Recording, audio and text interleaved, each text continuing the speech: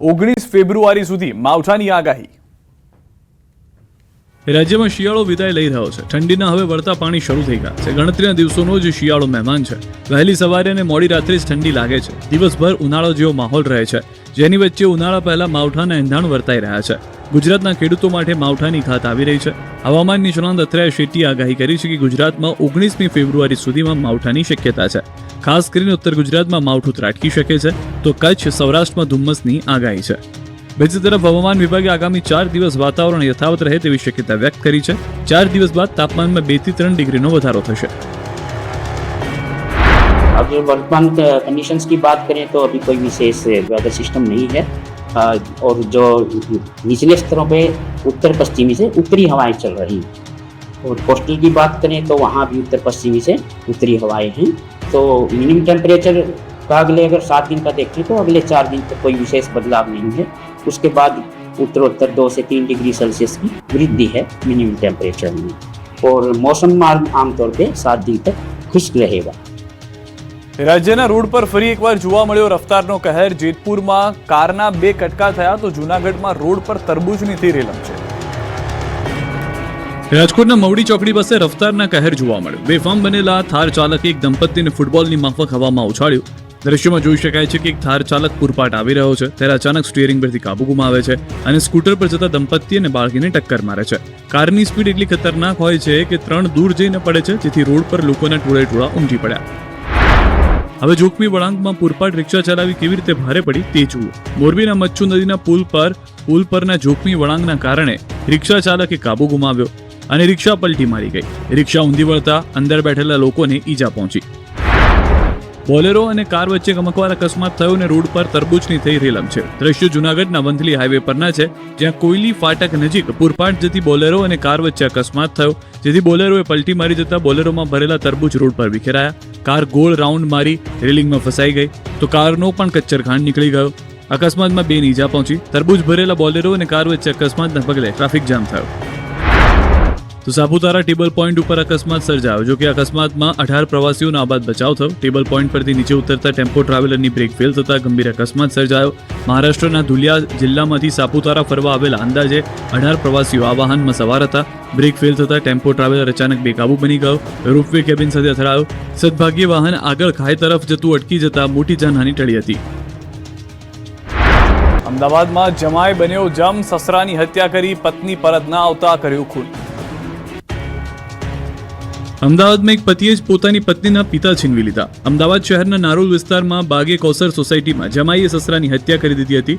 યુવકની પત્ની 10 દિવસથી પિયરમાં ગઈ હતી ને પરત આવતી નહોતી, જેથી યુવક પત્નીને લેવા ગયો। આ દરમિયાન બોલાચાલી થઈ। ઇબ્રાહીમે બૂમાબૂમ કરતા સસરાએ ટોક્યો, ત્યારે ઇબ્રાહીમ ગાળો આપીને ત્યાંથી રવાના થઈ ગયો। અડધો કલાક બાદ ઇબ્રાહીમ અને તેની સાથે અન્ય 2 શખ્સો આવ્યા। ત્રણેય આવીને ઇબ્રાહીમના સસરાને ગાળો બોલવા લાગ્યા। ઝઘડો વધુ ચાલતા ઇબ્રાહીમે તેની પાસે રહેલી છરી સસરાને મારી દીધી। જમ જેવો જમાઈ આટલેથી અટક્યો નહીં, તેને છરીના ઘા માર્યા બાદ સસરાને નીચે પાડી લાતો મારી। ઇજાગ્રસ્ત સસરાને સારવાર માટે હોસ્પિટલ ખસેડવામાં આવ્યા, જ્યાં સારવાર દરમિયાન તેમનું મોત થયું। બનાવની જાણ થતાં જ પોલીસ પણ ઘટના સ્થળે પહોંચી હતી। જસદણના શિવરાજપુર કોળી યુવક હત્યા કેસમાં 5 આરોપીઓની ધરપકડ। સમાજે વિરોધ કરતા મંત્રી કુંવરજી બાવળિયાએ સમજાવ્યા। રાજકોટના જસદણ શિવરાજપુર ગામે થયેલી ચકચાર કોળી સમાજના મોભી છગન જાપડિયા હત્યા કેસ મામલે હાલ ઘેરા પ્રત્યાઘાત પડી રહ્યા છે। આ મામલે પીડિત પરિવાર અને સમાજના લોકોએ ભારે વિરોધ નોંધાવી ન્યાયની માંગ સાથે મૃતદેહ સ્વીકારવાનો ઇનકાર કર્યો। જોકે પોલીસે 5 આરોપીની ધરપકડ કર્યા બાદ કેબિનેટ મંત્રી કુંવરજી બાવળિયા તેમજ સમાજના આગેવાનોની સમજાવટ બાદ પરિવારે મૃતદેહ સ્વીકાર્યો। ત્યારે પરિવારના સભ્યોની હવે એક જ માંગ છે કે 10 દિવસમાં આરોપી વિરુદ્ધ કાયદેસરની કાર્યવાહી નહીં થાય તો 10 દિવસ બાદ ઉગ્ર આંદોલન કરવામાં આવશે। મહત્વનું છે કે જસદણના શિવરાજપુર ગામે 4 ચોકડી નજીક રામદેવ પીરના મંદિર પાસે તાજેતરમાં છગનભાઈ વિઠ્ઠલભાઈ ઝાપડિયાની છરી મારી હત્યા કરાઈ। તેમના પુત્ર નિલેશ છગનભાઈ ઝાપડિયાને પણ પડખાના ભાગે છરી મારવામાં આવી। બાદમાં પરિવાર દ્વારા મૃતક છગનભાઈ અને તેમના પુત્ર શૈલેષને જસદણ સિવિલ હોસ્પિટલ લાવવામાં આવ્યા, જ્યાં સમાજના આગેવાનો એકઠા થઈને વિરોધ કર્યો। સ્થિતિ વધુ વણસતા ગુજરાત રાજ્યના કેબિનેટ મંત્રી કુંવરજી બાવળિયા તેમજ સમાજના આગેવાન મુકેશ રાજપરા પણ ઘટના સ્થળે પહોંચ્યા અને સમાજના લોકોને સમજાવવામાં આવ્યા। સમાજનો આક્ષેપ છે કે આ કેસમાં 20 લોકોની સંડોવણી છે। પોલીસે ફક્ત 4-5 લોકોની ધરપકડ કરી છે। શિવરાત્રીએ ભાંગ ગાંજો ફૂકે તે પહેલા અરવલ્લીથી ગાંજાનું વાવેતર પકડાયું। અરવલ્લી જિલ્લામાં મોટા પાયે ગાંજાનું વાવેતર કરવામાં આવ્યું હોય તેવું લાગી રહ્યું છે. માત્ર ગણતરીના દિવસોમાં જ પોલીસે 2 અલગ અલગ સ્થળેથી ખેતરમાં ગાંજાનું વાવેતર પકડી પાડ્યું. પહેલા અરવલ્લીના મેઘરજના લાલપુર કુણોલની સરકારી જમીનમાંથી ગાંજાનું વાવેતર પકડાયું, જ્યાં ઘઉં, તુવેર સહિતના પાકની આડમાં ગાંજાનું વાવેતર કર્યું. ગાંજાના 83 છોડ સાથે 8 કિલો 730 ગ્રામ ગાંજો પકડી પાડ્યો.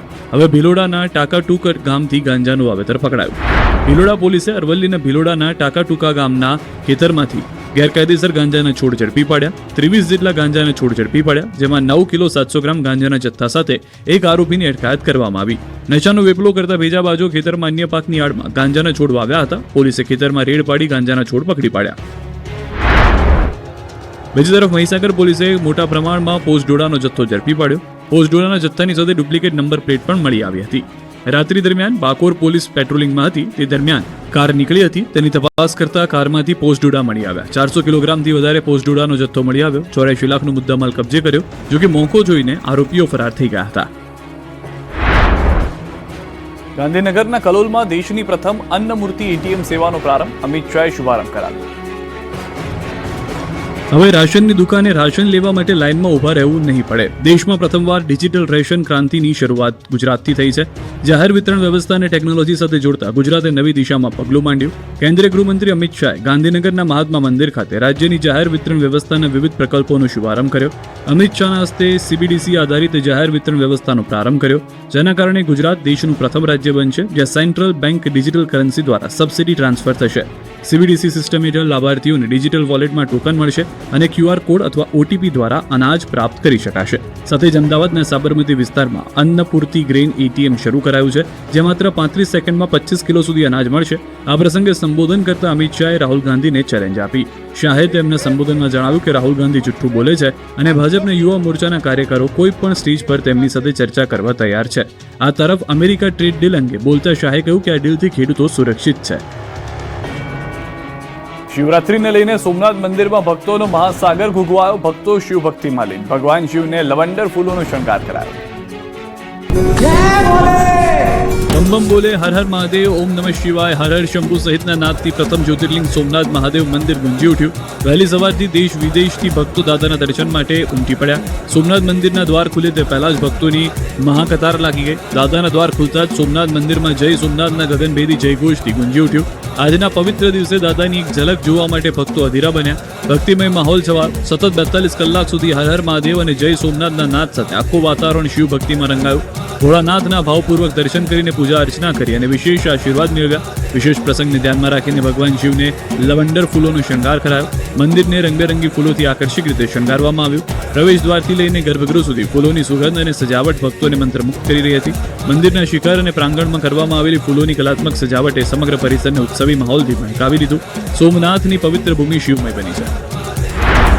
બીજી તરફ આજના પવિત્ર દિવસે સોમનાથ દાદા નગરચર્યા નીકળ્યા. મંદિર પરિસરમાં પાલખી યાત્રા નીકળી, જેમાં મોટી સંખ્યામાં ભક્તો ઉમટી પડ્યા. મંદિર પરિસર હર હર સોમનાથના નાદથી ગુંજી ઉઠ્યું. પાલખી યાત્રામાં ટ્રસ્ટ તરફથી સચિવ યોગેન્દ્ર દેસાઈ, ગીર સોમનાથ જિલ્લા કલેક્ટર NB ઉપાધ્યાય સહિતના મહાનુભાવો જોડાયા, તો સાથે ધ્વજાની પૂજા કરી. ત્યારબાદ સોમનાથમાં ત્રિદિવસીય મહામૃત્યુંજય યજ્ઞમાં ભાવિકો જોડાયા, જ્યારે સમુદ્ર કિનારે પાર્થેશ્વર મહાપૂજનમાં હજારો ભક્તો જોડાયા. તો મહાશિવરાત્રીના પાવન પર્વને લઈને ત્રિવેણી સંગમ ખાતે મહાઆરતીનું આયોજન કરવામાં આવ્યું, જેમાં સાંસદ રાજેશ ચુડાસમા, ધારાસભ્ય ભગવાન બારડ અને ગીર સોમનાથ જિલ્લા કલેક્ટર સહિત મોટી સંખ્યામાં ભક્તો જોડાયા. તો સોમનાથમાં ભોજન, ભજન અને ભક્તિનો ત્રિવેણી સંગમ રચાયો. સોમનાથ ટ્રસ્ટ દ્વારા ભાવિકો માટે વિશેષ વ્યવસ્થાઓ કરવામાં આવી. શિવરાત્રીના ઉપવાસને ધ્યાનમાં રાખીને ફરાળ, છાશ, ચા અને પાણીની સુવિધા ઊભી કરવામાં આવી. જૂનાગઢનું ભવનાથ શિવ ભક્તોથી છલકાયું. 9 લાખથી વધુ લોકોએ મેળો માણ્યો. દેશ વિદેશના સાધુ સંતોએ જમાવ્યું આકર્ષણ. મધ્યરાત્રિએ મૃગીકુંડમાં શાહી સ્નાન કરશે સાધુઓ. ચારે ખૂણાઓમાંથી ગુંજી રહ્યો છે હર હર મહાદેવનો નાદ. ગિરનારના એક પર્વત અને એક ખૂણામાં ભક્તો છે શિવમાં લીન.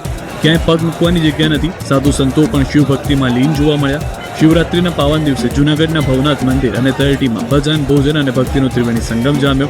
મિનિકુંભ સમાન શિવરાત્રીના મેળામાં 5મા અને અંતિમ દિવસે મોડી રાતથી જ શિવ ભક્તો ગિરનારની ગોદમાં પહોંચ્યા.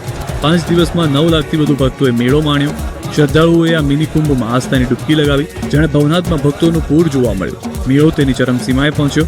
સમગ્ર ભવનાથ ક્ષેત્ર અને ગિરનારની ગિરિકંદરાઓમાં અત્યારે હર હર મહાદેવ અને જય જય ગિરનારીના નાદ ગુંજી રહ્યા છે. આજે મધ્યરાત્રિએ નાગા સાધુઓ, વરિષ્ઠ સંતો અને મહામંડલેશ્વરથી ભવ્ય શાહી રવેડી નીકળશે, જે બાદ મૃગીકુંડમાં શાહી સ્નાન સાથે આ મેળાની વિધિવત પૂર્ણાહુતિ થશે. તો શરીરે ભસ્મ ચોળી, તપતી ધૂણી દખાવી અને ચીલમના ફૂંકે અલખનો આરાધ કરનારા આ સાધુઓના દર્શન કરવા માત્ર ગુજરાત જ નહીં પરંતુ દેશ વિદેશમાંથી લાખો લોકો ઉમટી પડ્યા છે. આ વખતે 25 કિલો રુદ્રાક્ષનો સાધ્વીએ સંકલ્પ કર્યો તો 11 વર્ષના છોટે સંત બન્યા આકર્ષણનું કેન્દ્ર. રવેડીમાં છોટે સંત કરશે લાકડીના દાવ તો બાઇકવાળા બાબાને જોવા લોકો ઉમટ્યા. ભવનાથ મેળામાં પહોંચ્યા વિદેશી યાત્રિકો. આફ્રિકા અને યુગાન્ડા અને જર્મનીના બર્લિનથી યાત્રિકો ભવનાથ મેળામાં પહોંચ્યા. આફ્રિકા અને જર્મનીથી અહીં આવવાની સફર વિશે તેઓએ જણાવ્યું અને સાથે જ તંત્રની કામગીરીની પ્રશંસા કરી. તો ભવનાથમાં બાવીને એર હોસ્ટેસ બન્યા સાધ્વી. ગયા વર્ષે પ્રયાગરાજમાં એર હોસ્ટેસે સંસાર છોડ્યો. આ વખતે ભવનાથના મેળામાં પણ સાધ્વી જોવા મળ્યા. સાધ્વી જીવન બાદ ભાવિનાથ ગિરી નામ આપવામાં આવ્યું. ભવનાથ મંદિરની સાથે સાથે ગિરનાર પર્વત પર પણ ભક્તોનું કીડિયારું ઉભરાયું. મોટી સંખ્યામાં ભક્તો ઉમટી પડતા ગિરનારના પગથિયાઓ પર પગ મૂકવાની પણ જગ્યા નહોતી. તળેટીથી દત્ત શિખર સુધી માનવ મહેરામણ જોવા મળ્યું. હૈયે હૈયું દળાય તેટલી જનમેદની ઉમટી હતી. તો ભવનાથ મેળાના અંતિમ દિવસે સીએમ પણ સહભાગી થયા, બન્યા શિવમય.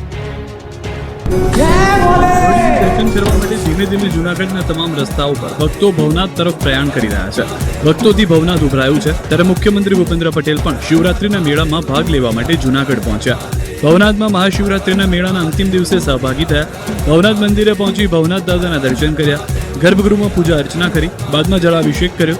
મંદિરમાં દર્શન કરી સીએમએ ધન્યતા અનુભવી, રાજ્યની સુખાકારી માટે પ્રાર્થના કરી, જે દરમિયાન સીએમ શિવમય બની ગયા. સાધુ સંતોએ સીએમનું સ્વાગત કર્યું. બાદમાં સીએમએ ભક્તોનું અભિવાદન ઝીલ્યું. શિવરાત્રીની શુભેચ્છાઓ પાઠવી. જે દરમિયાન સીએમએ મેળાની વ્યવસ્થા જાણી હતી. જે મૃગીકુંડમાં સાધુઓ સ્નાન કરવાના છે તે મૃગીકુંડની વ્યવસ્થાઓની માહિતી મેળવી. સીએમની સાથે સાંસદ રાજેશ ચુડાસમા, મંત્રી કૌશિક વેકરિયા પણ હાજર રહ્યા. મિની કુંભના આયોજન માટે મુખ્યમંત્રી ભૂપેન્દ્ર પટેલે સ્થાનિક અધિકારીઓને શુભેચ્છા પાઠવી હતી.